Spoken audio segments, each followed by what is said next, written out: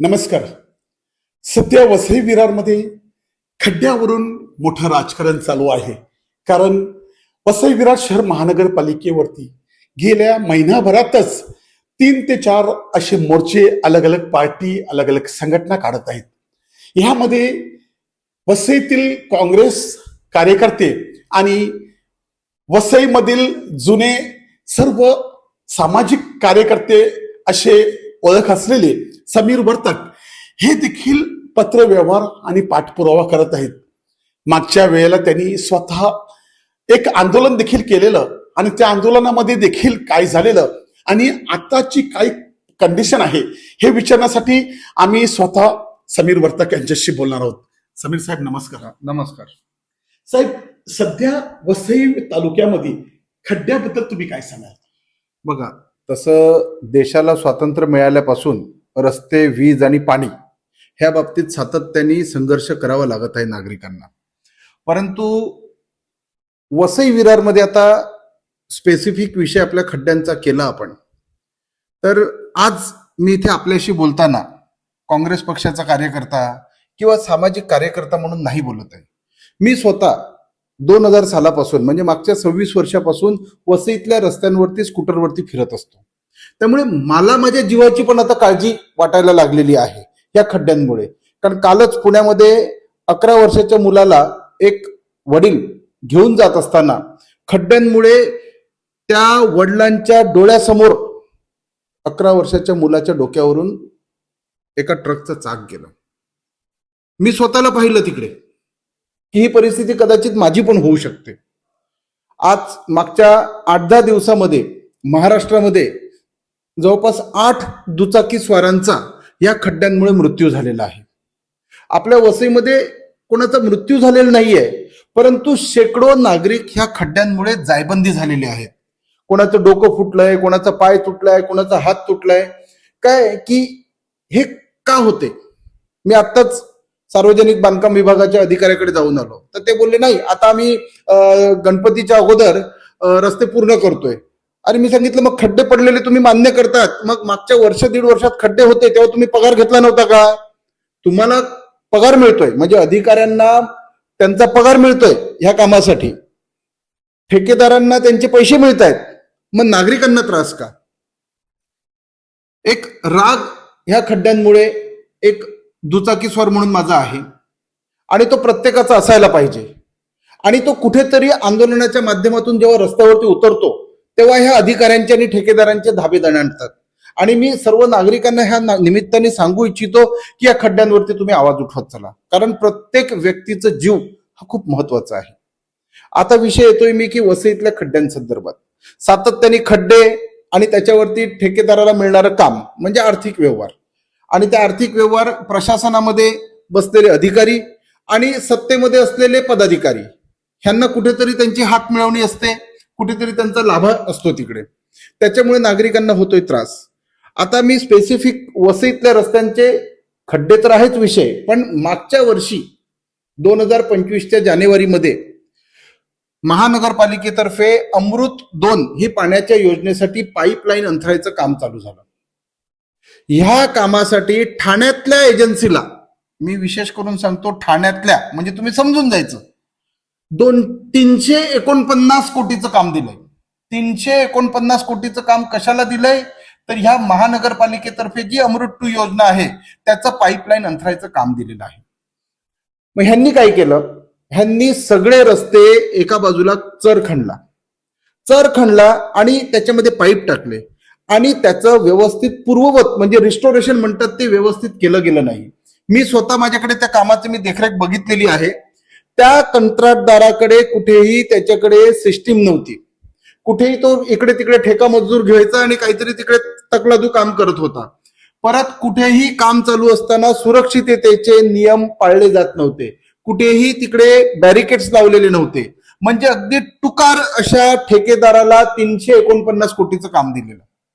आम्ही सातत्याने सार्वजनिक बांधकाम विभाग आहे, महानगरपालिका आहे, आम्ही त्यांच्या पाठीमागे लागलोय की तुम्ही त्याच्याकडून रस्ते पूर्ववत करून घ्या. आता विषय पिण्याच्या पाण्याचा आहे, तर हे पाईपलाईन मला वाटत नाही आमच्या गावातून जी पाईपलाईन गेली तर आमच्या गावकऱ्यांना पाणी मिळेल, कारण तिसऱ्यांदा आमच्या वाघोलीतून पाईपलाईन चालली आहे. आणि आता ते कळलंच आहे, महानगरपालिकेने सांगितलं की ओसीसीसी असल्याशिवाय पाणी मिळणार नाही, म्हणजे आम्हाला ते पाणी नाहीच आहे. मी स्वतः 3-3 वेळा उपोषण केलं, त्यावेळी प्रत्येक वेळी मला त्यांनी लेखी आश्वासन दिलेलं आहे की आम्ही तुम्हाला पाणी देणार. पहिलं 2019ला आश्वासन मिळालं, त्यानंतर 2021च्या जून महिन्यात पाणी मिळणार होतं, त्याच्यानंतर 2024च्या मे महिन्यामध्ये पाणी मिळणार होतं. पाणी काही मिळालं नाही. पण हा असा विषय झाला की भीक नको पण कुत्रावर, कारण ह्या पाईपलाईनसाठी जे चर खणले गेले आणि त्याचं रिस्टोरेशन व्यवस्थित झालं नाही, म्हणून संपूर्ण वसई विरार मधील रस्ते खिळखिळीत झालेले आहेत.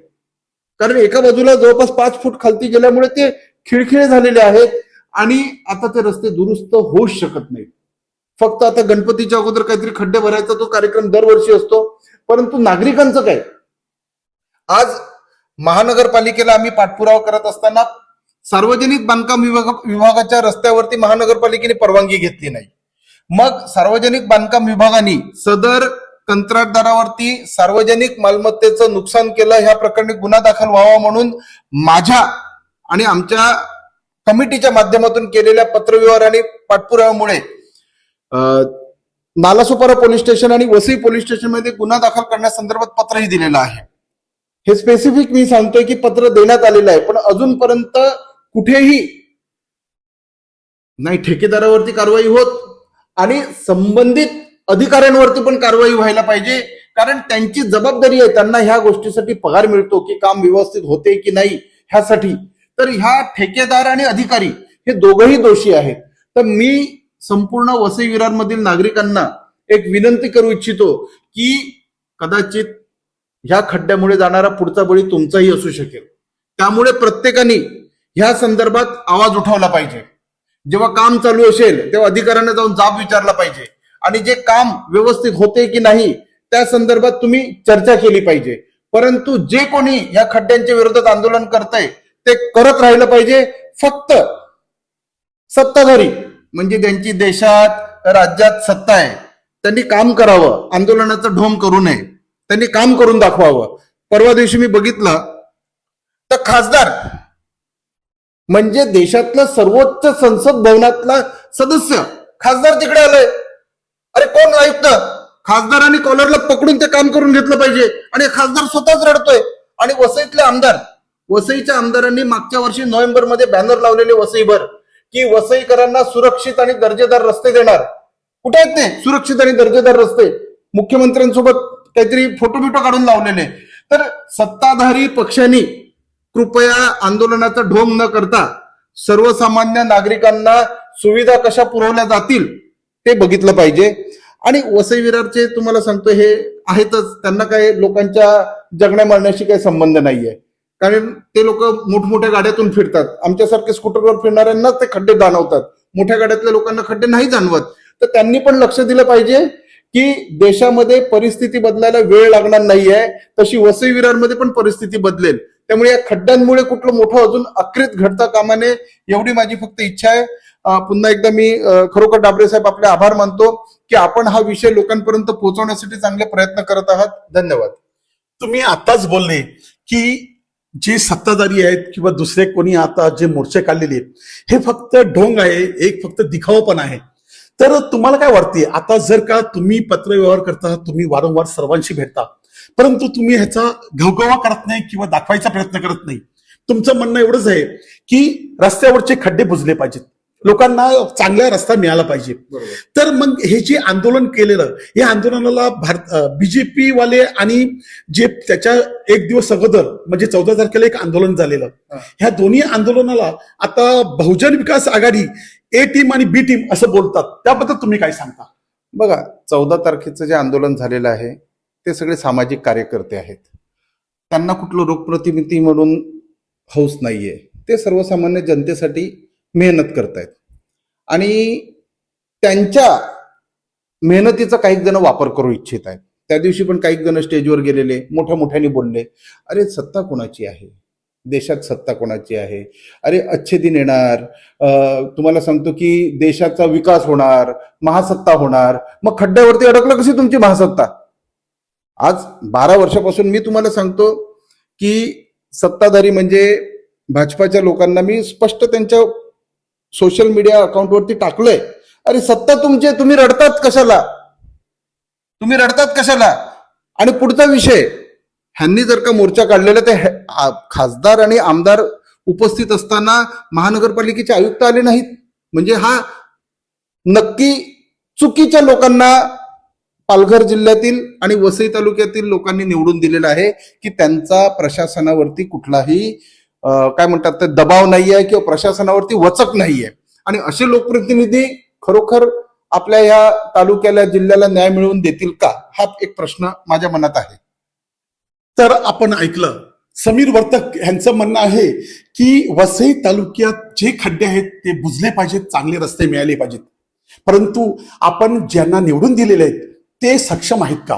कारण त्यांनी आयुक्तांना सांगून नाही तर आयुक्ताला खडसावून सांगायला पाहिजे आणि रस्ते आणि जे काही प्रलंबित कामं आहेत ते व्हायला पाहिजेत.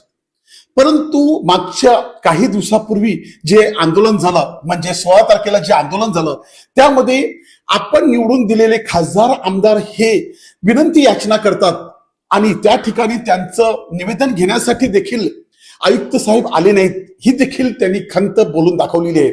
त्यांचं म्हणणं आहे की जर का एखाद्या लोकप्रतिनिधीचा दबदबा असेल, त्यांची जी प्रतिमा आहे त्यावरती समोरच्या व्यक्तीने येऊन आपली कामं कशी करायची ही त्यांनी स्वतः सांगितले पाहिजेत. परंतु या ठिकाणी जनतेचीच चूक झालेली आहे असं त्यांचं म्हणणं आहे. वसई लाईव्ह न्यूजसाठी दिलीप डाबरेसह अब्दुल कलाम. नमस्कार.